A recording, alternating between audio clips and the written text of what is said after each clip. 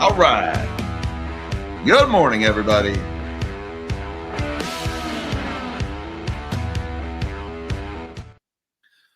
Good morning, all you magnificent melon heads of the world, and happy Monday, everybody. Today is June 2nd, 2025. I don't know what happened to May, but it is in the rearview mirror. Onward to June. Maybe summer might actually get around to showing up. It's been a little cold lately out here. But look, the big story this morning is China, or I'll be honest with you, I'm a little surprised this morning that China's not doing more. They're threatening retaliation again. And we talked about this on again, off again, on again, off again, tariffs last week. President Trump escalated things on Friday when he released his all caps message on True Social, says the Chinese have violated the deal. And he later on that day, they doubled the steel and aluminum tariffs from 25 to 50%. Well, the Chinese kind of sat on that one all weekend, and then they're out this morning and they're threatening retaliation. They're saying, no, it's the U.S. that violated the deal. And, we are going to take appropriate action to protect our interests. They didn't really say anything specific about what they're going to do. I'm kind of surprised. I didn't exactly expect the Chinese to just sit there and take that and do nothing. But for now, their response has been purely rhetorical. But the market is moving somewhat on this response. You've got the dollar is sharply weaker this morning. The DXY is down by about 50 basis points here this morning. The bond market is quiet, though. Yields are a little bit higher this morning, so there's a little bit of bond selling going. But to be honest with you, considering the re-escalation in trade and the potential to take us right back to where we were in that first week, 2 weeks of April, I'm surprised the bond market is so quiet here. To be honest with you, it's a little too quiet everywhere you look in the market right now. One place, though, that is not quiet, and this is notable, is gold. Gold is ripping this morning. I think appropriately so. Gold is the ultimate safety trade. And when you've got the world's two leading economic superpowers are at each other's throats again, threatening to reignite turmoil in the bond market, you would expect to see a little bit of gold buying on that news. Gold was up $70 the last I looked a few minutes ago here. So pretty good day. Silver is actually joining in on the action. Copper is up this morning. A lot of movement in commodities. And another interesting movement in commodities this morning is oil. Oil is sharply higher this morning, a couple of bucks, maybe not sharply higher. We've seen bigger moves, but this is the biggest move I've seen in a couple of weeks, at least in oil. And oil prices are higher despite a recent production increase by OPEC+. OPEC Plus agreed to increase production for a third time by 411,000 barrels. That is triple the amount they had originally planned to increase production by. That's now the third time they've done this. So 9 months worth of production increases in 3 months. OPEC is starting to open the valves and flood the market with crude. You'd expect that to take oil prices lower. That is not happening this morning. Oil prices are higher. So maybe a little bit of that, your canned response from the analyst, oh, that was already priced in or it was already baked into the market. And so there's maybe some buying on the news going on. I don't know what really is going on in oil this morning, but there are two stories that could potentially be affecting that. We haven't heard a lot about these talks with the Iranians and the threat of military action against the Iranian nuclear program and what that means for the oil market. So that could be pushing oil a little bit higher this morning. And also we had a very, I'll just say an outright daring raid was conducted by the Ukrainians over the weekend. The OSINT channels on X are lit up with this. It's starting to filter into YouTube as well this morning. There was several drone attacks deep inside Russian territory over the weekend where basically cargo containers on the back of trucks loaded with drones, they drove up to within a couple of miles of an air base. The drones popped out of the top of these cargo containers. And then shortly after the drones took off, the cargo containers self-destructed and burned everything up. And supposedly the drivers on these trucks had no idea what they were even hauling. And this drone strike was devastatingly effective against Russia's long-range bomber fleet. Knocked out a lot of these things. And long-range strategic bombers, those are not easily replaceable aircraft. This was a very effective raid by the Ukrainians. Now, this happens just a few days or just a day before these peace talks are supposed to take place. And, of course, the Russians immediately retaliated. Missiles are flying back and forth once again. So maybe there's a little bit of worry about oil production with these strikes so deep inside Russian territory. It's possible people are worried that there's going to be a disruption of Russian crude production and that would send prices a little higher. I'm having a hard time buying that, to be honest with you, because they're basically saying this Ukrainian drone strike somehow places more than 411,000 barrels per day of oil and production at risk, because it would have to be in order to offset what OPEC just did. But oil is behaving somewhat funky this morning. I'll be honest with you, there's a lot of moves happening this morning. The quiet in the bond market, despite the big move in oil and gold, a lot of that doesn't make a lot of sense to me here. Not really sure how stocks are going to react to this when they open up, but for now, they're a little bit lower ahead of the opening bell. Now, we got some other interesting stories going on in the world over the last few days. Builder.ai or builder.ai. This was a $1.5 billion startup, an AI company. They were backed by Microsoft and the Qatar Investment Authority, the sovereign wealth fund for the nation of Qatar. Shocker. You ready for this? Get ready, guys. Brace yourselves. It was a fraud. I know this shocked face. Can you see? Is the shock not radiating out of me? I'm so surprised by this story. It turns out they were using an accounting gimmick called, wait for it, round tripping. Stop me if you've heard this one. They were just basically round tripping their own money back and forth between an Indian social media company. Well, the company went bankrupt. It turned out their AI product was fake. They were supposedly using AI and an agent named Natasha, who, instead of plotting big trouble for Moose and Squirrel, was creating apps for software developers. But it turns out this agent, Natasha, wasn't really an AI agent. It was just Indian software engineers, cheap labor in overseas countries, pretending to be AI, creating the products for them. Basically, the Mechanical Turk all over again. We've seen this with Amazon's Just Walk Out stores. It was actually just people in cubicle farms when they claimed that AI was doing it. So yeah, we got another AI fraud goes bankrupt. Hey, $1.5 billion up in smoke. No big deal. Sooner or later, people are going to figure out they're all doing it. Anthropic's doing it. OpenAI's doing it. NVIDIA's doing it. CoreWeave's doing it. The whole freaking AI bubble is just one big round tripping scheme. But for now, builder.ai has gone bankrupt. We've got steel stocks are ripping this morning on that increase in the steel tariffs from 25 to 50%. You got names like Nucor and names like Cleveland Cliffs are both up double digits here this morning.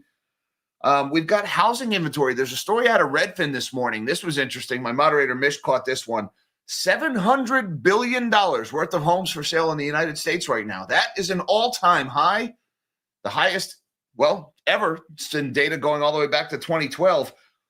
Guys, home prices, homes aren't selling. Home inventory is rising. It's rising very fast, and yet these prices are only just beginning to budge. Everybody's sitting around saying, when housing crash? When's it going to happen? Millennials, Gen Z are saying, when am I going to be able to afford a house? I don't know. It's not today. But this inventory is piling up, guys. Price declines are inevitable, in my opinion. We've got an EV price war has popped up in China. Chinese EV makers now, they're done with Tesla. They've already gobbled up most of Tesla's market share in China. Now they're going after each other. Things are getting kind of bloody there between the EV makers in China. And we've got a big bankruptcy this morning. Sonova, the solar company. I'm not sure if it's the entire conglomerate has gone under or just one of the subsidiaries, but they're listing $100 million to $500 million in liabilities for this company. That's another one of those big solar startups that got all that Green New Deal money in the Inflation Reduction Act and all the tax credits and the subsidies. Yeah, they're bankrupt. More money just up in smoke on green energy fantasies. Unicorns and rainbows will power the modern society. It's going to be great. Turns out good intentions don't pump electrons. Again, this is my shocked face. We got a lot to talk about this morning. Why don't we shrink my big melon of a head and let's see what is happening in the world of finance this morning. Hey, don't forget that like button and that subscribe button for the YouTube algorithm, because we do this one every day. So come and have your coffee with the melon heads. Right now, the S&P is down 26 points, about 0.44% lower. I'll be honest with you guys, stocks having a very muted reaction to these escalations in the trade war the last few days. It's almost like they think the president is bluffing and they intend to call it, because the market rallied into the close on Friday. It ended up closing down for the day, but just barely. And then we're only down a couple of points here, not even 0.5% lower for the S&P 500. The Dow, meanwhile, is off by 163 points, 0.38% lower ahead of the open. And the NASDAQ is off by 113 points, down about 0.5% ahead of the opening bell. One thing that is moving this morning is the dollar. We've got the DXY sharply lower here, 52 basis points to the downside. We're at 98.82 for the Dixie. This is the lowest we've seen since about the middle of 2023, I believe. Look, the dollar's getting a lot weaker here. That's possibly the sell America trade is starting to come back. We're not necessarily seeing it in bonds and stocks yet, but we are seeing it in the dollar. And looking over at the bond market, again, things are just a little too quiet for my comfort level right now. We've got the 30-year yield is a little bit higher here at almost 4 basis points, 4.971. Remember, guys, yields moving higher. That's bond prices moving lower. So there's a little bit of selling in bonds here, but not all that much. The 10-year, 4.439, that's higher by about 2.5 points. The 2 years at 3.926, that's up by a point and change. And the 1 month is unchanged at 4.290. Looking over at the commodities board, we've got a lot of green this morning. We've got gold is looking great here, up $67 or 2% higher, $3,356 for spot gold. Ripping this morning, that is investors looking for safety. Silver even getting in on the action. Look at silver doing even better, 95 cents higher, 2.9% in the green. Spot silver at $33.95, threatening to retake $34 here. I like the shiny. Copper is also sharply higher. Look at the move in copper this morning, almost 5% higher, 23 cents to the upside, $4.90 for copper. This has got to be the tariff trade in metals going on here. It sure as heck is not a giant spur of economic activity on the horizon. I don't see the case for that. Although the move in oil would somewhat confirm that, but big move in copper here. Platinum is the only thing in the red here. That's down by about 0.5%. Palladium, meanwhile, is 2.6% higher. Look at the move in crude oil now, 5% higher. Oh, wow, $3.09 higher for WTI crude for July futures, $63.87. Again, that is on top of a price increase. And even natural gas is making a big move here, 8% higher for natural gas this morning, $3.72. Something is up in commodities here, guys. I don't know quite what it is. Maybe it's that weaker dollar is pushing them all higher. But these are pretty big moves happening here and some very liquid commodities. Looking over at the gold market, by the way, here's that nice move we're seeing in gold. These are daily candles. Got a nice move to the upside here on that candle there. Also, note we continue to make higher lows here as we're moving higher. That means this gold trade from 2025 is still intact, guys. We're still in this uptrend, which means I expect we'll be challenging that 3,500 level within the next few weeks here once again. Now, let's talk a little bit about what's going on with this oil price. Market Watch is taking a stab at what's going on in the oil markets here. I'm not really buying into this story, hook, line, and sinker, but it is at least a plausible explanation here. Oil prices jumped despite OPEC Plus announcing another sharp production hike. Crude prices are expected to fall in the long term as Saudi Arabia and other big oil producers move to regain market share. The largest group of oil-producing nations agreed over the weekend to sharply increase crude production for the third month in a row, a move intended to reassert control over the market by driving oil prices lower. How's that working out for you? OPEC Plus, the Organization of Petroleum Exporting Countries and its allies, announced on Saturday that it will increase production by 411,000 barrels in July, following similar hikes in May and June, in a move to punish countries that are overproducing oil, such as Iraq and Kazakhstan, and for oil-producing nations like Saudi Arabia to win back market share from U.S. shale drillers. But West Texas Intermediate front-month futures jumped around 3% late Sunday, driven by geopolitics. As analysts said, the production hike had largely been factored in. Oil is trading as if it has just remembered that geopolitics exists, said Stephen Innes, managing partner at SPI Asset Management, in a note late Sunday, saying investors are looking past the production hike and focusing on Ukraine's latest offensive against Russian air bases and infrastructure and the potential impact on Russian oil production. Moscow has been provoked on a strategic level, and markets should brace for a forceful Russian retaliation, he wrote. Look, markets bracing for a forceful Russian retaliation, sending oil prices higher by $3. I'm not really buying that, but to be honest with you, I don't see anything going on in the market right now that would explain a $3 move in oil. So, all right, well, I guess we'll have to take that one as the reason. Everybody's worried about the Russians' retaliation. I don't know. What are the Russians going to do? Shut off their own oil production to retaliate for the Ukrainian drone strikes? Maybe that's the plan. I personally don't see it. Also going on this morning, we've got Bitcoin is continuing its downward slide. We've been in this pattern for about 2 weeks now.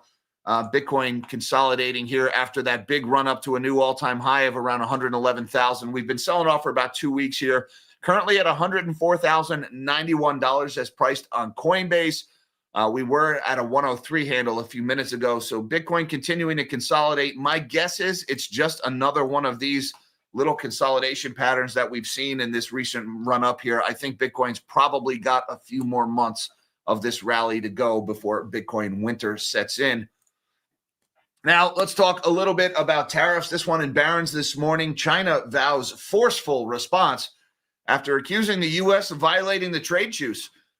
And I'm sitting here thinking, like, you guys had all weekend. I mean, after sitting on this for a couple of days, all you've got is vowing a forceful response. Well, I don't know. There's a global trade war going on. Maybe you don't want to, maybe think about working the weekend. I just throw it out there. But anyway, China hit back at the U.S. early Monday, disputing President Donald Trump's accusation that it's failing to uphold its side of the bargain of a trade agreement reached last month. Officials from the world's second biggest economy said Monday that it's the U.S. that's violating the agreement struck in Geneva mid-May. Beijing has acted responsibly and that it's the U.S. that has seriously undermined the deal, the China Commerce Ministry said in a statement on its website. So, I guess we got a game of, nuh-uh, you broke the deal. You broke your promise. No, he broke it. Nuh-uh, it was him. Like two kids arguing in front of their parents here.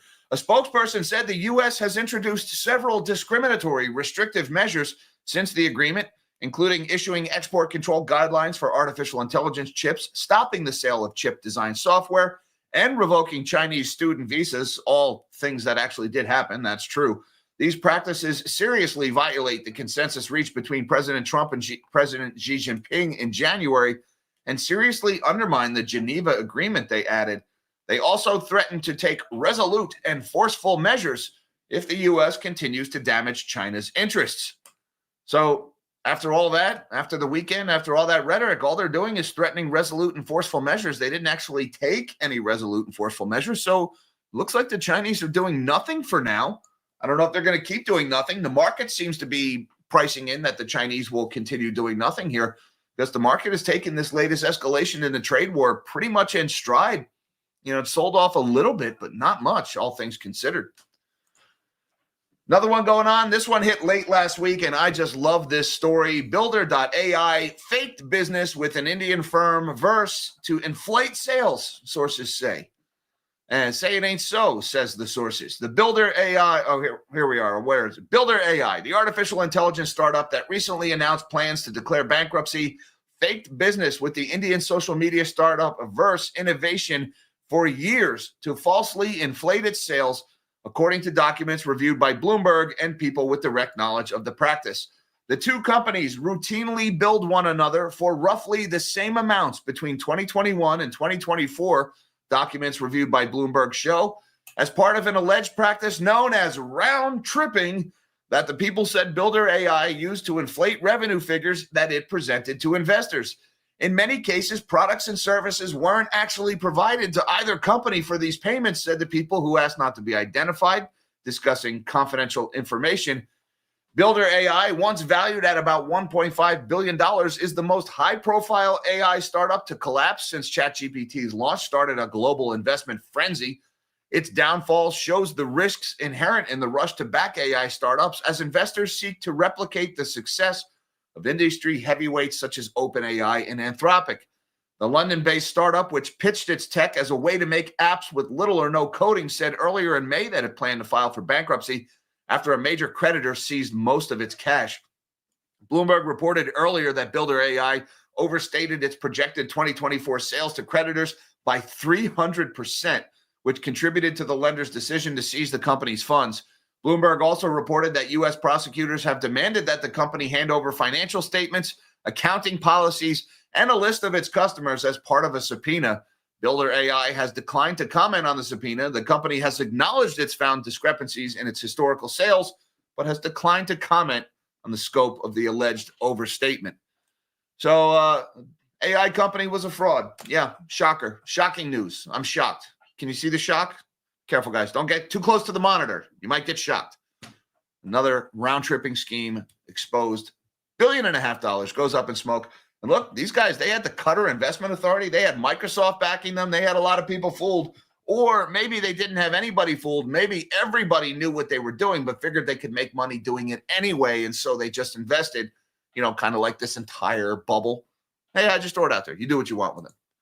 Steel stocks surge after Trump doubles steel tariffs and Cleveland-Cliffs jumps by 25%. It is a good day for U.S. steel makers, and they don't get many of those, so enjoy it while you can, steel makers. Major steel stocks jumped Monday following President Donald Trump's hiked tariffs tied to the metal.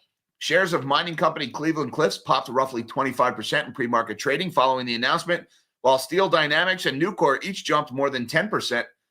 Trump said Friday at a Pennsylvania rally that he would double tariffs on steel imports to 50% from 25%, a move that inflamed trade tensions again and drew criticism from global partners. We are going to be imposing a 25% increase. We're going to bring it from 25% to 50%, the tariffs on steel into the United States of America, which will even further secure the steel industry in the United States, Trump said. To be sure, Europe responded to the higher tariffs by saying on Saturday that Trump's plan undermines ongoing efforts to reach a negotiated solution and that the European Union is prepared to impose countermeasures. Trump on Friday also hailed what he called a blockbuster agreement between U.S. Steel and Japanese steel giant Nippon Steel, after he campaigned against the merger, by the way.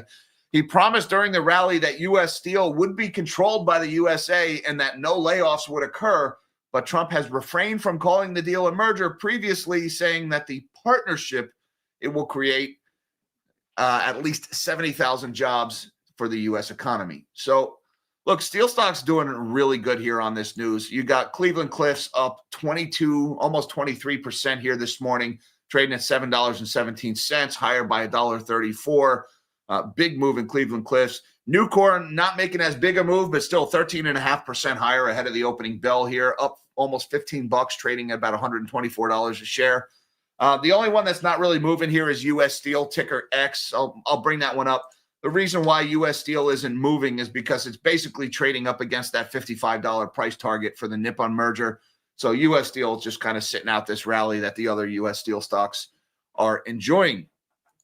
Now let's flip over to the housing market, something we don't talk about that often on this channel, but we do. U.S. home sellers are sitting on nearly $700 billion worth of listings. That's an all-time high.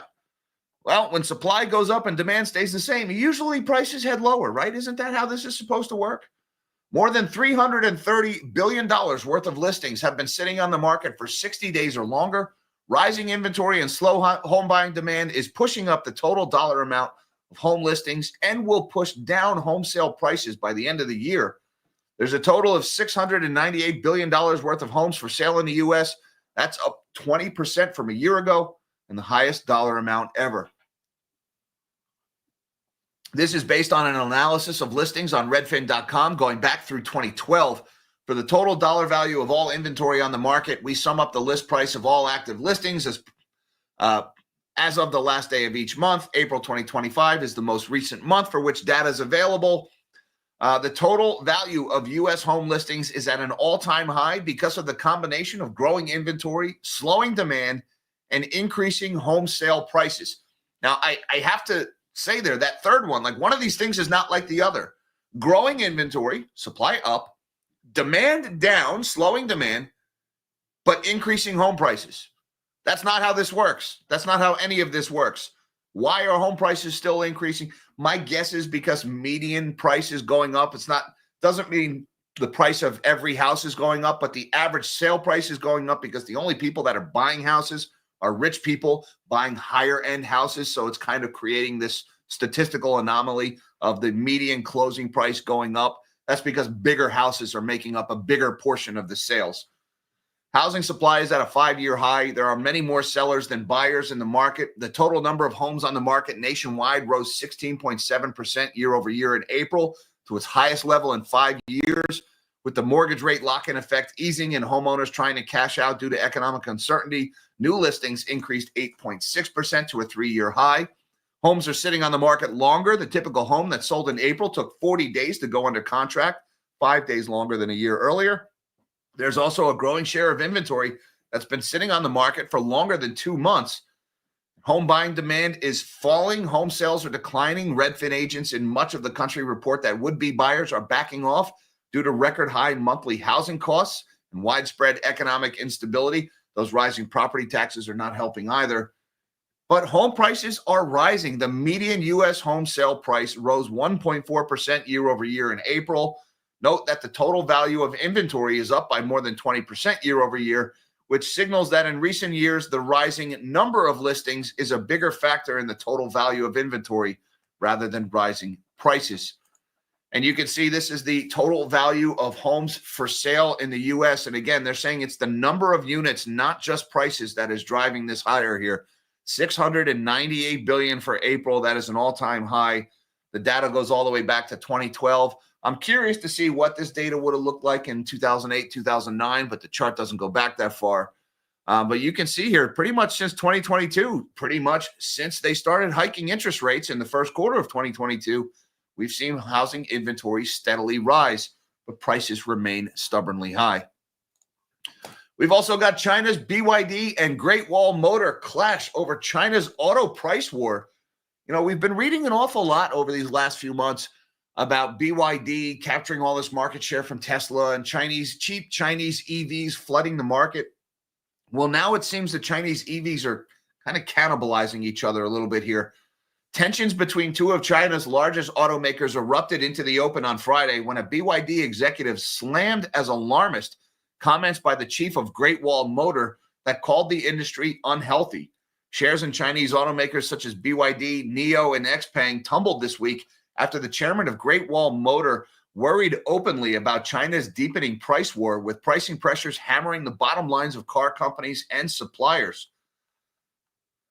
In his remarks late Friday, we even drew a parallel to Evergrande, saying that the industry had its own version of the Chinese property developer that was liquidated last year after a major debt crisis, but did not name any names.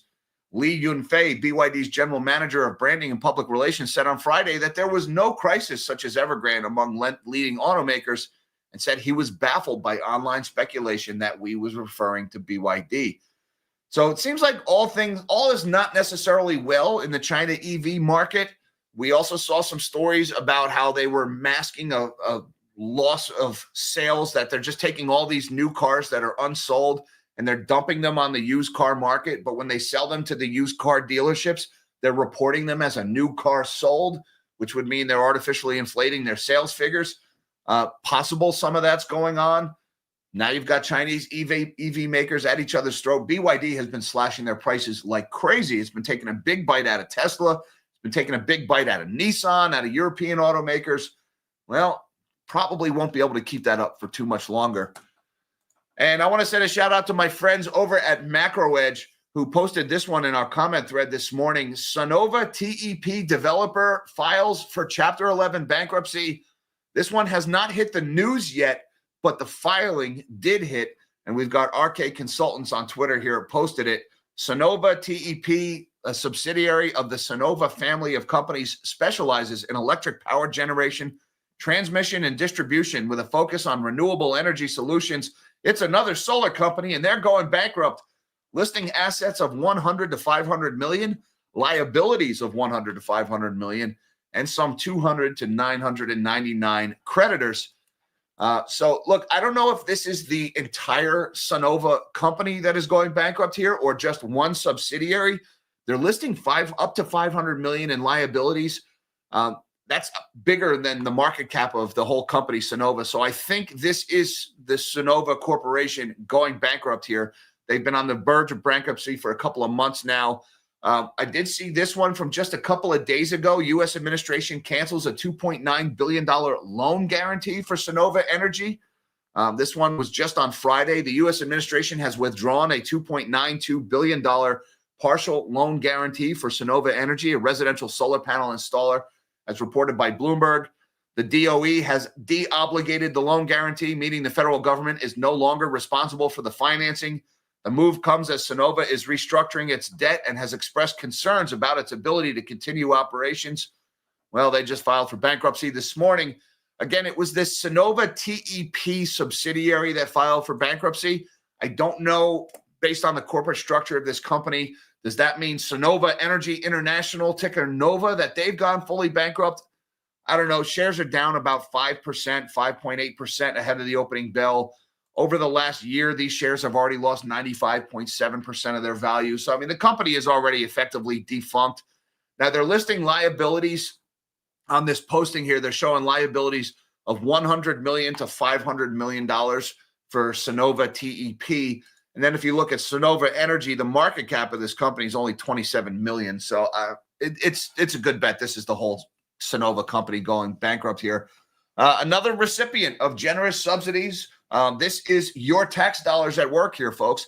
You made a couple of executives very wealthy via share-based compensation. A lot of, I'm sure, private equity firms made a lot of money on this deal. A lot of financiers got rich, and you are footing the bill in the form of higher taxes and higher inflation because the government printed money and handed it over to Sonova Energy in order to build a whole bunch of rooftop solar panels that are now not going to get built because the company just filed for bankruptcy. Gotta love it. And I just want to say thank you very much to my man, Zeeble Fritz. What's going on, Z? Thank you so much for gifting one Nobody Special Finance membership. Who got that membership, you lucky melonhead, you? Be sure and say thank you to Zeeble Fritz down in the chat below. Thank you, Z, for supporting the channel, sir. And Thomas Owen, what's going on, Thomas? Thank you for supporting the channel. He says, do you think gold miners go back to 2022 highs? Let's take a look at that. I haven't charted the miners in a while here, so what I'm going to do, just for the interest of time, we're gonna look at GDX. All right, let's take a look at what the GDX has done here. That's the gold miners ETF. It's the best way to get a gauge of what the miners have been doing. All right, we're looking at daily candles here. Let's set this to weekly candles for Owen, and let's zoom out a little bit to 2022 highs. Well, we're already higher than 2022, at least on the GDX. So short answer, yes, for the 2022 highs. Now, we've already taken out the 2020 highs. Let's zoom a little further. Even the 2012 highs, we're within striking range of those here, of those, let's say it was a typo and you meant to say 2012 on the GDX. Yeah, I think we're heading there too. I think 58, 59 on GDX, probably a safe bet here. The miners have had a pretty good start of the year. Let's see, GDX started 33. Now we're at 52 over 33. That's about a 58% move in the miners. And gold, meanwhile, has done about, let's see, 33.50 over, what were we here, about 3,100 to start the year. The gold has had a much smaller, I know we were 2,200. Gold has had a smaller move. I'd say the miners are at least keeping pace with the move in the underlying metal here. I do think the underlying metal is going to keep moving here, Thomas, especially if the tariff hysteria continues. Gold is the ultimate safety trade.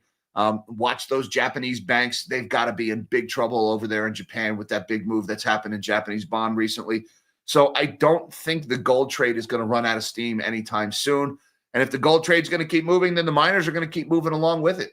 So just be careful in the mining space, guys. You can be right about gold and the miners could still go bankrupt because it's just a lot riskier there. So be careful on leverage. And thank you, Thomas, for supporting the channel, sir. Steve Woitis says, how can countries, world markets take tariff threats seriously if they are continually extended and canceled by courts? Well, that's the uncertainty principle that you're talking about there. And markets like certainty, and markets are certainly not getting certainty right now. So how can they take the threat seriously? I guess I would flip that question around, Steve, and say, how could you not take that threat seriously? What's going on right now? I think the market has bought into this taco thing a little bit too much. The market is basically saying, with its lack of reaction to Friday's tariffs, and then the lack of reaction to the rhetoric from the Chinese today, the market is saying you're bluffing, that you're going to chicken out again. And look, the bond market hasn't started moving. That's the big question. When the bond market starts reacting, not so much the stock market, when we see the bond market start to react to this tariff rhetoric, that's when we find out if the taco trade is still on again, if Trump is going to chicken out again. I mean, so far, I see nothing to suggest that the bond market doesn't still rule the day. If we get more mayhem like we were getting in those early days in April, yeah, they'll probably back off again. That being said, Trump is a loose cannon and he doesn't always play by other people's rules. So it's hard to handicap that. It's hard to say what he would do in that scenario because he's incredibly volatile, unpredictable, impetuous, all of the above. Now, as far as the courts, I mean, we've even seen this even among a lot of like legal scholars who really don't like Mr. Orange have said, look, maybe they strike down the tariffs under this law, but there's this other law that he could use, and he could still do the same tariffs. He could do it, temporarily for 60 days, but then just renew it in perpetuity for as long as he wants to, just basically governed by crisis.